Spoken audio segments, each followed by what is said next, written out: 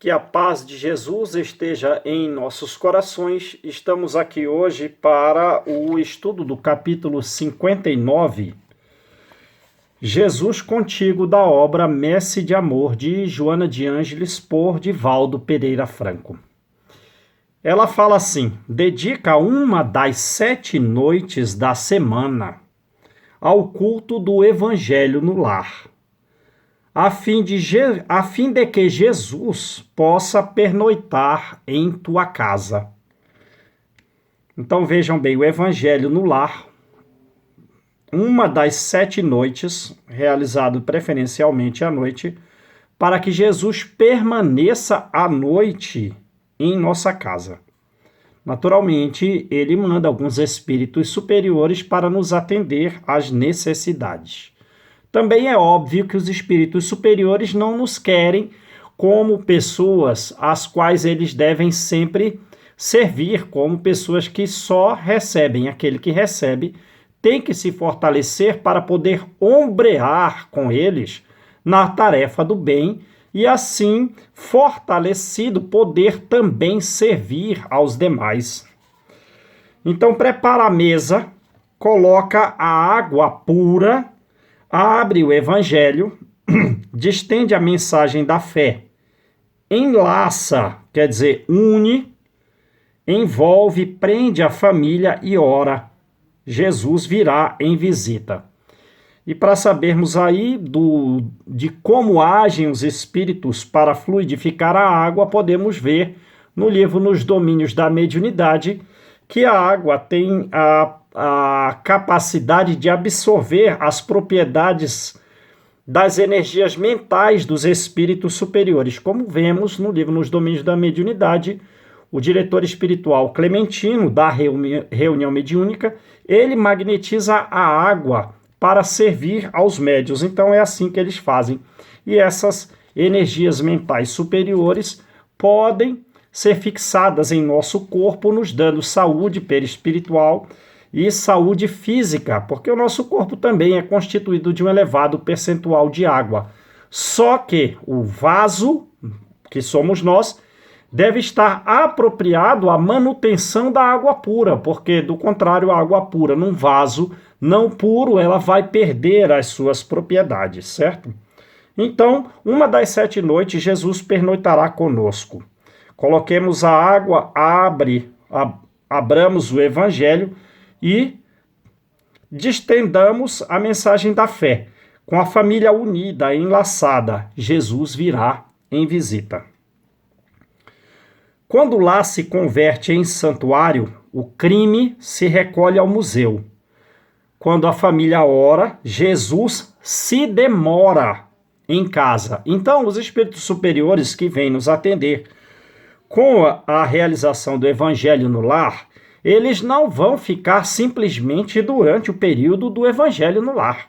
Eles vão se demorar em casa, talvez durante a noite toda, conforme a nossa necessidade.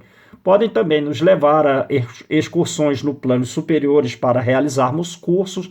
Enfim, eles atendem a todos na casa conforme a necessidade e não somente no prazo imediato do Evangelho, mas talvez durante a noite inteira. Quando os corações se unem nos liames da fé, nas ligações da fé, o equilíbrio oferta bênçãos de consolo e saúde. O equilíbrio oferta bênçãos de consolo e saúde, e a saúde derrama vinho de paz para todos. Sim, né? Então adquirimos o benefício aí da consolação e da paz para todos nós. Para sabermos da união desses pensamentos nossos, também podemos recorrer ao livro Nos Domínios da Mediunidade e, de certa forma, observar que a ligação do pensamento daquelas pessoas que estão na reunião mediúnica vai também ocorrer no Evangelho no lar, caso haja a assiduidade dos participantes da casa, né, que receberão esse consolo e saúde e paz para todos. No livro Nos Domínios da Mediunidade, forma-se, nos médiuns que estão ali trabalhando em socorro, um círculo de luz amarelo, e a partir do qual o André Luiz está usando o psicoscópio para observar todas essas energias luminosas, forma outra, em volta do círculo amarelo, outra radiação violeta e outras colorações, e ele deixa de perceber porque a luz vai muito longe, são círculos de luz concêntricos que se afastam muito longe, e esse círculo de luz amarelo está unindo a cabeça de todas as pessoas. De certa forma, isso também pode ocorrer no Evangelho no Lar. E estando assim todos unidos pelo pensamento, cai sobre os médiuns no livro dos Domínios da Mediunidade, e também conforme as necessidades ocorre nas nossas casas, energia de características estelares vindos do plano espiritual superior e que, caindo nas mentes dos médiuns, formam como fagulhas elétricas de luz que acendem e apagam e ficam circulando em torno da cabeça, dando ali uma capacidade maior de busca das virtudes. Eles ficam mais sintonizados com a espiritualidade superior. E na hora da oração, quando o mentor espiritual da oração, Clementino, através do dirigente mediúnico, traz aquela oração, e o dirigente mediúnico do livro, ele está muito apto a dizer exatamente as palavras que o Clementino, o diretor espiritual, deseja dizer, o círculo de união se torna ainda mais fortalecido com a prece. Ora, aí no Evangelho no Lar, nós realizamos também a prece. Jesus no lar, aí ela continua aqui, Joana. Jesus no lar é vida para o lar. Então vejam, nós estaremos mais animados, mais bem dispostos, todos nós da casa, através do Evangelho no Lar, porque Jesus trará vida para nós. Não ficaremos entristecidos, amofinados, mesmo diante dos problemas. Adquiriremos fortaleza e ânimo, bem-estar para a superação das dificuldades, que servem justamente as dificuldades de trampolim para o progresso humano. Essas são as finalidades dos problemas que muitas vezes nós próprios construímos em vidas anteriores. Voltando aqui. Não aguardes que o mundo te leve à certeza do bem invariável, que o mundo leve a nós. Não é o mundo que vai nos levar o bem invariável. Nós sabemos que estamos num mundo de provas e de expiações, e as dificuldades apresentadas pelo mundo, e muitas vezes a correspondência às tentações que nós emitimos, não nos trará o mundo o bem invariável, né? Então, ela continua aqui: distende da tua casa cristã a luz do Evangelho para o mundo atormentado. Então, o mundo vai nos trazer tormentas, mas em oposição benéfica a isso, somos nós que da nossa casa devemos distender ao mundo a luz do Evangelho. Quando uma família ora em casa, reunida nas blandícias, nas branduras, reunida no carinho, no afago do Evangelho, toda a rua recebe o benefício da comunhão com o alto. Então nós lembramos também a respeito disso dos livros Os Mensageiros e do livro Missionários da Luz, né? André Luiz está numa casa no Rio de Janeiro, junto com o instrutor Calderaro, se bem me recordo, do livro Os Mensageiros, esse é o nome do instrutor, numa casa que realiza o Evangelho no Lar, e começa a chover. Espíritos com forma animalesca, incomodados com a chuva, buscam entrar primeiro nas casas noturnas, e caso não estejam abertas, elas procuram as casas que estão abertas para se abrigar da chuva, porque o corpo espiritual, sendo muito denso, a chuva ainda as incomoda, essas entidades, de forma animalesca. São tão animalescas que diz André Luiz que realmente elas causam pavor, e ele próprio adquire um temor significativo, e Calderaro diz para ele: não, estamos tranquilos, na casa em que eles estão se faz o Evangelho no Lar. Então essas entidades querem entrar nessa casa que faz o Evangelho no Lar, e elas não conseguem, porque elas experimentam um choque significativo e recuam com um determinado pavor.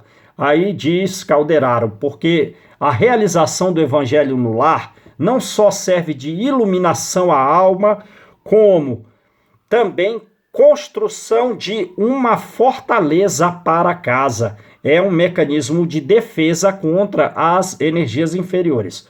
Então, o evangelho no lar é conforme Calderaro nos livros mensageiros, é um curso de iluminação para nós. E também o próprio lar que realiza a oração, ele cria mecanismos de defesa, vira efetivamente uma fortaleza. Bom, continuando com os livros mensageiros, nós podemos recordar nas partes finais, na segunda metade do livro, que Calderaro chama a atenção de André Luiz para que ele observe determinadas formas escuras e sombrias na rua. O que é aquilo? São larvas que causam doenças mentais, porque não é só o nosso corpo que adoece, mas também a nossa alma. E essas larvas, bactérias mentais, conforme o livro Missionários Agora, não catalogados na Terra, causam doenças significativas na nossa alma. Agora, a casa que faz a oração evita também esse contágio com formas microbianas inferiores que trazem a debilidade mental nossa. Então, o evangelho no lar, efetivamente, ele purifica também o ambiente das nossas casas, purifica o ar. Aí nós podemos lembrar do livro Missionários da Luz, né?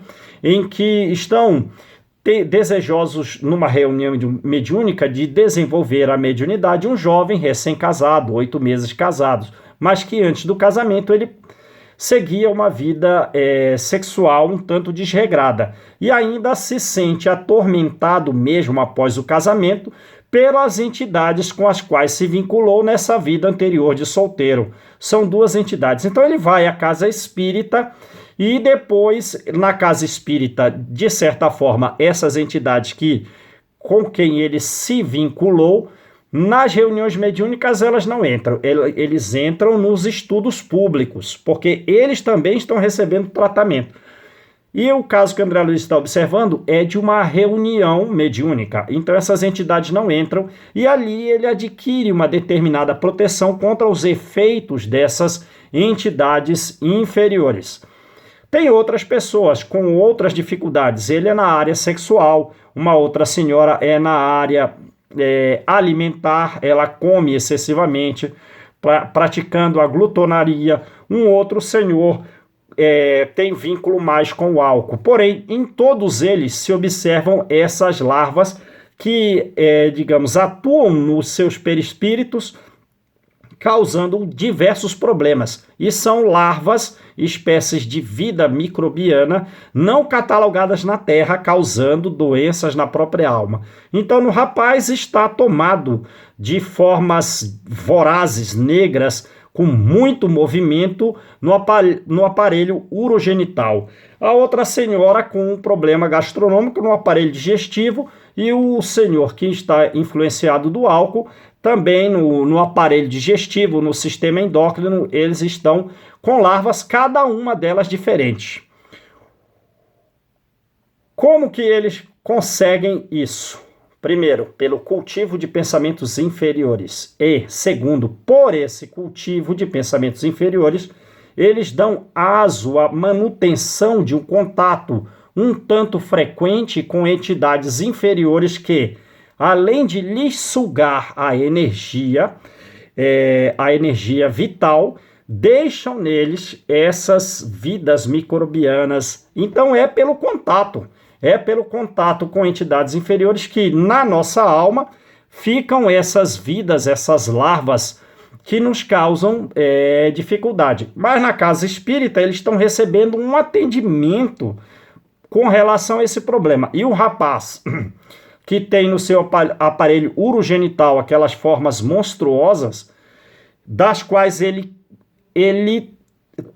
adquire pelo contato, pelo pensamento de sintonia com ainda os comportamentos sexuais desregrados e o vínculo com esses 2 espíritos da época de solteiro, ele, dentro da casa espírita, recebe proteção, recebe auxílio, mas ele tem que ser o médico de si mesmo, porque não adianta vir à casa espírita, ser atendido e lá fora adquirir de novo o contato e, digamos, ficar novamente com essas larvas em si. Ele vai para a casa dele. Na casa dele também as duas entidades inferiores não entram. Mas não é mérito dele, é mérito da esposa, porque ela realiza o evangelho no lar. Ela faz oração, ele chega, ela já está dormindo. E ela, desdobrada, quando ele vai deitar na cama, deita, na verdade, no colo dela, ela é espírito. E ela faz, então, a oração, e do seu coração emana raios luminescentes que vão destruir essas formas vorazes, microbianas escuras com muita motilidade que estão no seu aparelho urogenital. Mas vejam, como diz o Alexandre do livro Missionários da Luz, instrutor de André Luiz, essas são forças dela. Ele recebe o benefício, não quer dizer que ele seja bom. Ele próprio deve ser o médico de si mesmo e, digamos assim, beneficiar-se disso, mas ele tem que por si mesmo adquirir a fortaleza de não cair mais no equívoco, porque as forças externas elas podem cessar. E se ele se separa dela, como ele fica? Então essas forças externas auxiliam, mas não tão frequente assim, e elas podem se interromper. No próprio livro Missionários da Luz afirma que os passes para aqueles que melhoram e de lá das casas espíritas buscam a vida social desregrada, eles recebem 10 passes de boa qualidade. Depois só digamos assim, numa linguagem mais comum, só um auxílio mínimo ali, para que eles próprios, com as suas dificuldades, vençam a si mesmos, né? Então, e também no livro Missionários da Luz, André Luiz compara o ambiente da casa espírita na qual se realiza a oração, até o ar tem uma propriedade muito mais agradável. Quando ele sai fora da casa, sai do centro espírita, no ambiente da rua, a coisa é horrenda, o ambiente é muito pesado, muito escuro, luminescente, tem essas larvas mentais de natureza inferior bem descritas no livro Os Mensageiros. É um ambiente completamente inóspito e muito difícil de se viver, com seres monstruosos pela rua. São espíritos humanos com formas animalescas, né? Pelo vínculo que mantém com as paixões, com os desvios, influenciando os homens e sugando as suas energias vitais e deixando essas formas microbianas que também causam dificuldade na própria alma e causam vínculos mentais, ideias equivocadas que nos mantêm vinculados ao erro, né? Mas a casa que faz o evangelho no lar, conforme nos diz aqui Joana, e é o que a gente está estudando, a pessoa se protege muitíssimo e protege a própria casa, né? Então vamos lá, continuando aqui no livro.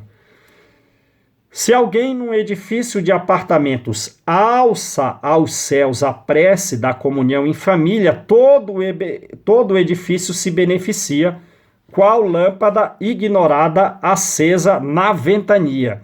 Então vê, a palavra ventania dela aqui, se a gente for no livro Missionários da Luz ou no livro Os Mensageiros, vai refletir essa região escura da rua com nuvens bacterianas e seres monstruosos. Então, continuando aqui, não te afastes da linha direcional do evangelho entre teus familiares. Então, a linha do evangelho é uma linha que nos direciona, né, ao plano espiritual superior. Continua orando fiel, estudando com os teus filhos e com aqueles a quem amas, as diretrizes do mestre. E quanto possível, debate os problemas que te afligem à luz clara da mensagem da Boa Nova. Então devemos trazer também os problemas que estão nos afligindo no Evangelho no lar, Até porque os espíritos superiores, a ordem de Jesus, estarão para nos auxiliar durante toda aquela noite. Debate os problemas que te afligem à luz clara da mensagem da Boa Nova e examina as dificuldades que te perturbam ante a inspiração consoladora do Cristo. E vamos receber auxílio naquela direção. Continua Joana. Não demandes a rua, não procures a rua. Percebe? Lembrando do que descreve os livros mensageiros e os livros missionários a respeito do que tem na rua. Então, faz o evangelho no lar, não vai para a rua. Não demandes a rua nessa noite, senão para os inevitáveis deveres que não possas adiar. Então, aquisição de remédios, ir a algum hospital, se alguém estiver enfermo em casa. Mas ela pede para que não saiamos da rua. Demora-te no lar, para que o divino hóspede aí também se possa demorar. Então, eles vão ficar, provavelmente, a noite toda conosco, conforme as necessidades, para nos ajudar. E devemos trazer os problemas que nos afligem à luz desse estudo. E quando as luzes se apagarem à hora do repouso, aí a gente fez o evangelho no lar, é à noite que ela nos solicita que façamos. E vamos dormir. Chegou a hora de dormir, o evangelho foi feito um pouco mais cedo, não a hora de dormir. E quando as luzes se apagarem, a hora do repouso, ora mais uma vez, comungando-te com ele, ligando-te, unindo-te a ele, com letras maiúsculas, é Jesus, como ele procura fazer, a fim de que, ligado a ti, possas, em casa, uma vez por semana, em 7 noites, ter Jesus contigo. Então, essa é a ideia, né? Pelo evangelho no lar, nós podemos obter a cura do corpo, como citamos, a cura da alma também, a renovação da própria alma, a iluminação da consciência. Então, o evangelho no lar é uma transformação que nós podemos fazer a nossa própria alma e a construção de uma fortaleza contra as energias deletérias, tanto de seres monstruosos quanto de larvas mentais que podem nos levar a desequilíbrios significativos. Que Jesus nos abençoe, muita luz e paz a todos.